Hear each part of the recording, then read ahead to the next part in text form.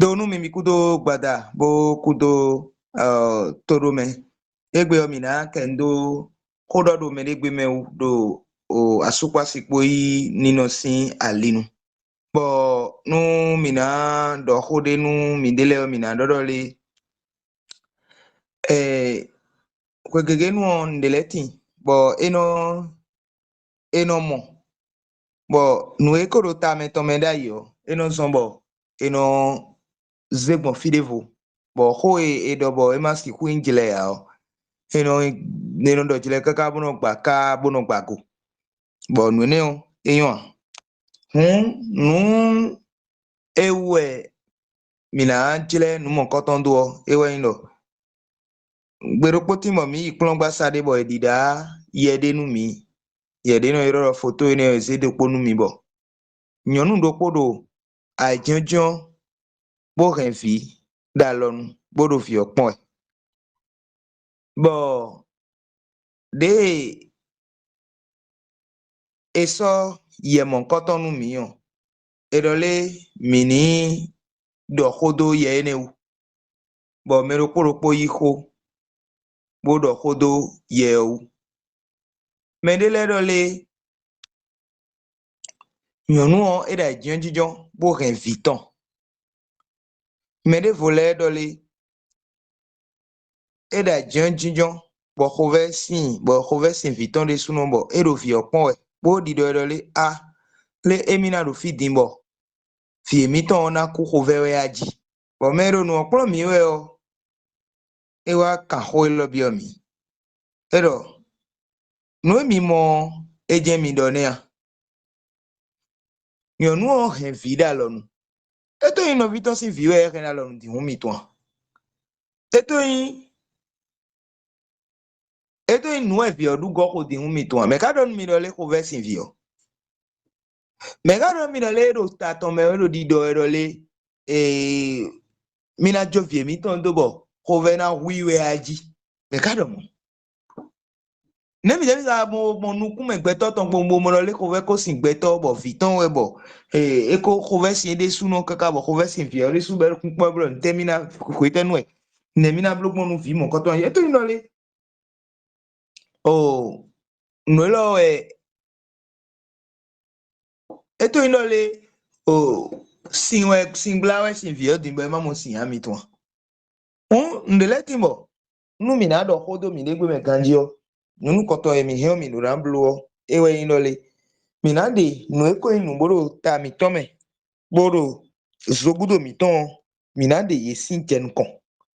bo nu mi de nu ene le sin o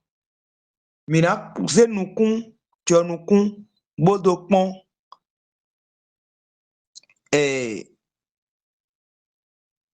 bodo pon nue je ona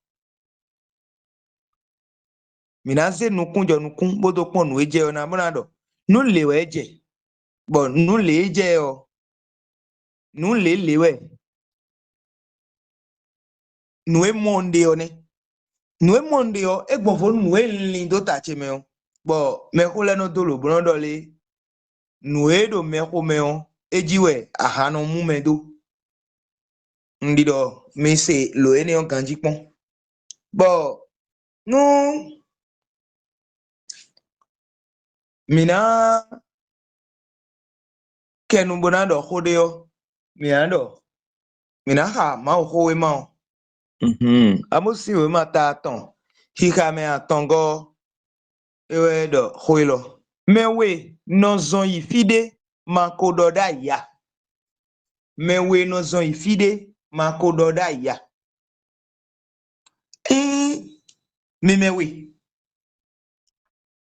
mimewe nele o migosi fi vovo bo suro kwendo vovo me bodo plon vovo nu mi ma no po bodo hodo po a o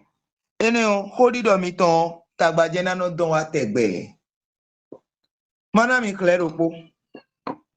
zande dion mi do hodo bo mi lo mi de o nde waje fini o we inole mere soro mere sin gbese we a sande din de ndo kodo nu mi yo mo en leon ndo ndo ko ba me de segbetia ndo ko me de se me de singbia ni ko se do mi on se me de singbia kono ene hu nyo ko lo jo me po mo e de dida portable so yan bo inde juro ile wa gbe ti o ni ka do mo nka yi mero popo si ugbe ya mo me de bo me dida portable to so nko me ya mo me de di me do wo da do atoko alo me de be do hun ton klo e bo le so di on na le fon zambo di do wo hun klo ya mo me de bo me ro mo blo ya amo do tan to me on ko mo le a fi o le di on yo dida portable to le so ngbe boko yo nu eton de fo wa bo jo en do infi nu ene le we no tagba keke wa do hun do me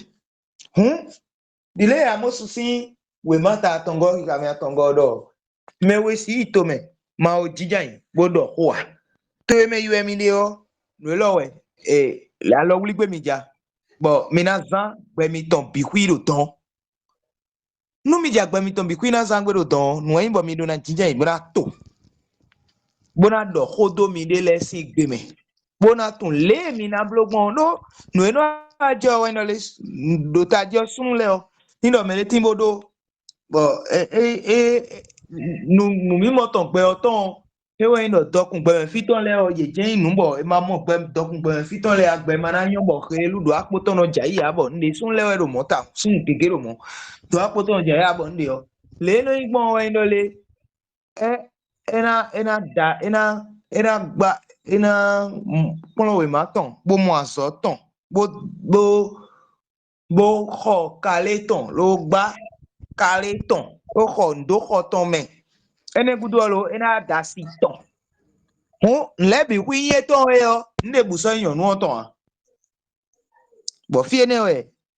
tagba ɔno wa de yɔ ne nu mɔ mi de lɛ tán yi mɔ a mi mɛ ise nɔ lɛ yɔ nu mɔ mi tán yi mɔ a nu mɔ mi tán yi nɔ le mi mɛ we lɛ na kple bona gba ƒe mi dzro na nɔ mɛ o de dɔgbɔn de yɔ mi na gba ƒe le no bi o me le bono do chavi bono bi o pe ogbe le odon mi na gba pe ne on de su pe gbagbe mi ja o mi no aje mi na blo planton mo na blo tito to mo na do kho mi ton abo we agbaro po mi juro na gba o abo aton agbaro po mi juro na gba o singbo mi na gba o ye ya ton mo ena no o se ho mi na gba o gan ho mi na gba mi no ando ko ton do po àmọ́ ẹni ọwọ́ inú ìtají ni mi ò fi ọ́ à alọ wíwí ọ́ fi èmi nànà kàkà bó náà kú ẹnẹ wọ́n tó dé ẹ̀mí ò gbígbá ẹ̀ mi nù nà jíjẹ́ yìí bó náà dọ̀ kó dó mi ní égbé mẹ́ bọ̀ wọ́n tó ọ́ ẹ̀nà mọ̀tẹ́mbó yín gbígbá. bọ̀ ètè kó náà sọ tàwọn bọ̀ kànchíchá dòdò mẹ́rẹ́ tẹ́tí. Quand on parle de mettre des mecs qui te brominent sont pas bons à y aller. Et tel est nous ont tambo nous est léo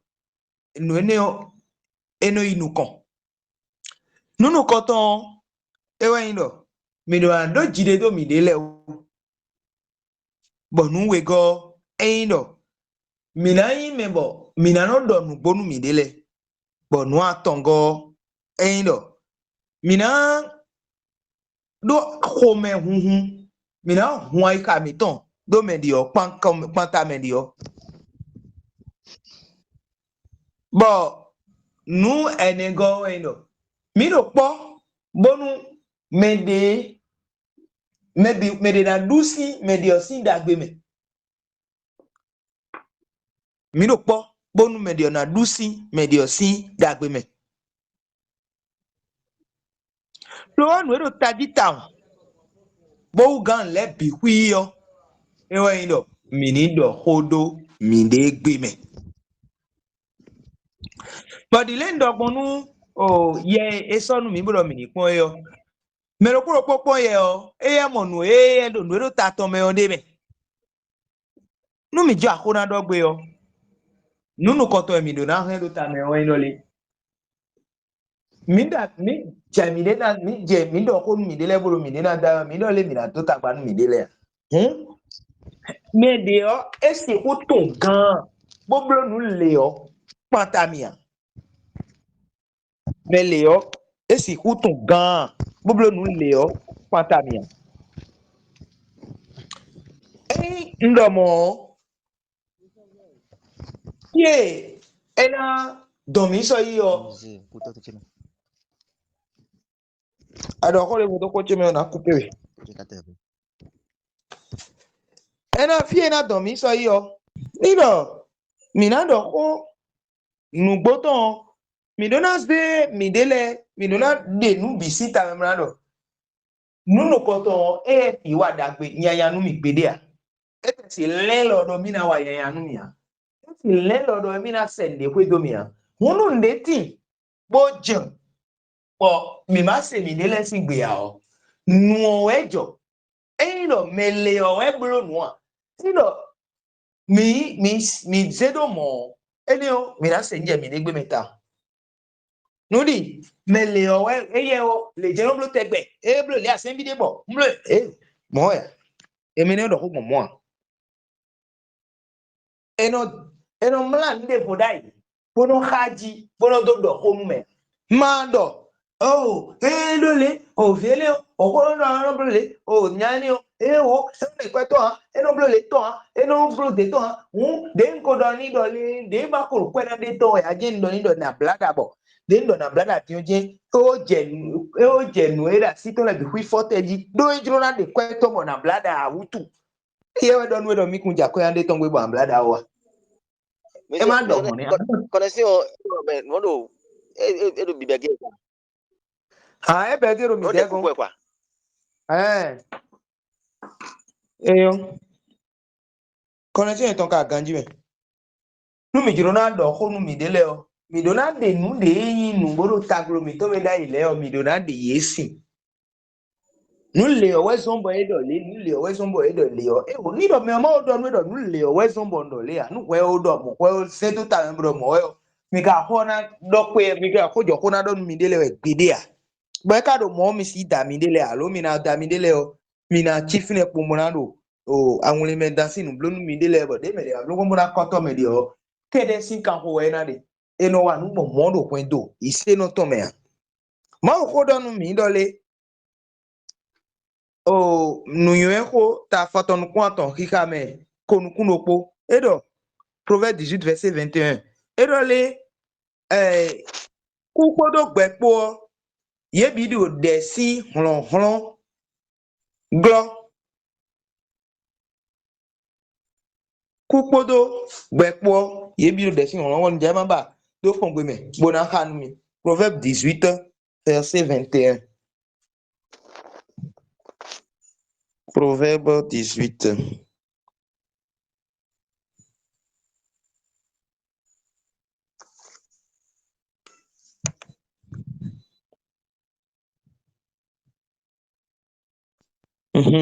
edo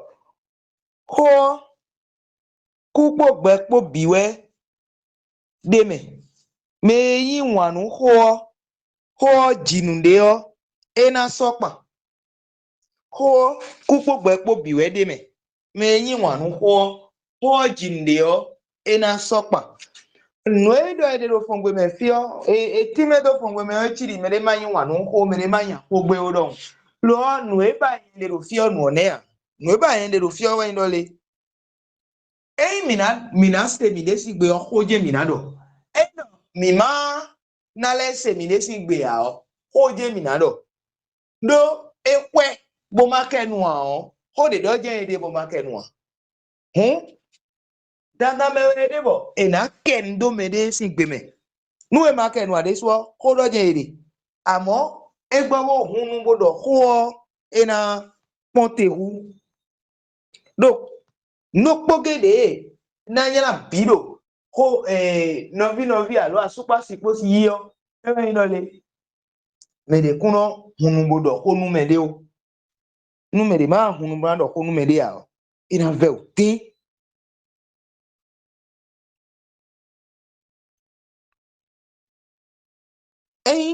me te jo me ndo me o ko na do mo me ando tu be na do ko we do mi to na do ko kaka bo na do ko to pe be do ko pe o mi ma mo kun je ne mi na kan bi o be na level do kaka bo do pe ko di do to me ya le o mi na ko mo le a nu le o le ve do ende o nu ne ame amonu majo do be do ho abo je ibe ho di do tro ko mi si awon ni mo je ko de fodo te meji mo do ahun nu le o de blo so ma blo le allo e me mo ya e yo njawe ati ene do ji o won do to yo ina gba tin do e adomo yo e je so e sando ina do le nu ndo ni di o ina ze mo fide bo ko na je ko le do ji ene tu o mo sando ni àwọn adọ ní àkàkà wà ina wa si joy e wa se na o nyen po profit pe bo no le o ka le bo ka se gbere a amode adagbon amode abadagbon e ya le ho nu eyin bo e do taji ma o de so e jagbe na dagbe ndeblo e me ho e do dagbe ona just yo mata nkan ton lo le bi be nu ho e nu gbo ho ko de lu fi o ko ma o ton ho do e lo ma o san ho gbe bodo da betona nuendo jenu kon nundo enase ndido enase me amo nundo ntite wono pero me se otikana o de gbe we se wo po afero kan ti to be come e no blo mu wa mo so blo de flo imo jam blo mo so ti rande o nindo mo me enase a na do nde budo we o ena mo nkun enase a ena do to mi a do nuedo ndio le do gbon ndio enyo a mi do na zegbe daga mo na je ko sundo me onjiji a ko sundo me onjiji o nu de bu a nuedo ade biter nyombo bi kwitre yi lisin yo de a do ko sunbo yo sombo nuedo ade o de bu e na yi a